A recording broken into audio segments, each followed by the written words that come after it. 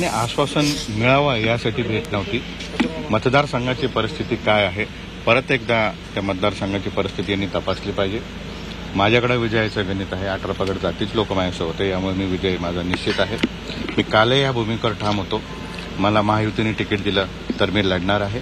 मी आजही या ठिकाणी ठाम आहे की तिकिटामध्ये बदल नाही झाला तरी मी ही निवडणूक ताकदीने लढणार आहे. म्हणजे तुम्ही अपक्ष म्हणून फॉर्म भरणारच आहे काही जण? मी निवडणूक लढणार आहे 100%. तिकीट जाहीर झालेली आहे तिथल्या शिवसेनेची. शिवसेनेकडे ही जागा आहे. तुम्ही भाजपसाठी आले आहेत की शिवसेने? नाही, मी महायुती म्हणून. कारण मी अगोदर सांगितलं मुख्यमंत्री उपमुख्यमंत्री दोघांची इच्छा होती मला उमेदवारी द्यावी, परंतु स्थानिक 2 आमदार 1 राज्यसभा सदस्यांनी मला विरोध केला, तेव्हा मला उमेदवारी मिळाली नाही.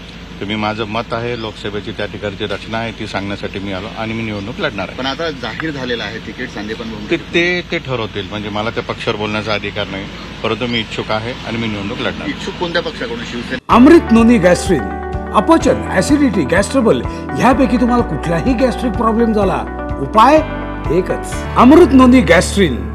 भाजपकडनं हे महायुतीने ठरवायचं आहे. हे महायुतीचा विषय तो. मी इतका मोठा नेता नाही त्यांच्यावर बोलायचं, परंतु एवढं नक्की आहे की मी निवडून येणार आहे आणि मी निवडणूक लढणार. आश्वासन मिळालंय का? अपक्ष म्हणूनच भरणार? बघू आता काय काय होतं, कारण अजून 25 तारखेपर्यंत आमची मुदत आहे. आश्वासन मिळालंय काही?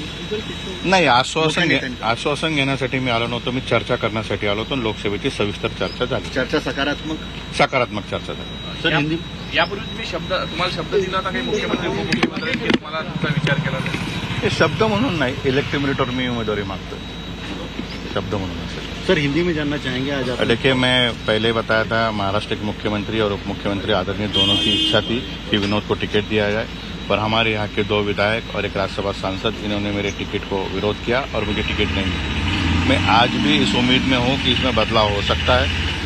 माननीय उप मुख्यमंत्री महोदय जी को मैं मिला, पूरे लोकसभा क्षेत्र के चुनाव की स्थिति पर उनसे चर्चा हुई और मैंने कहा कि आप मेरा फिर एक बार विचार करिए. सकारात्मक चर्चा हुई है और मुझे विश्वास है कि कुछ भी मिरेकल हो सकता है.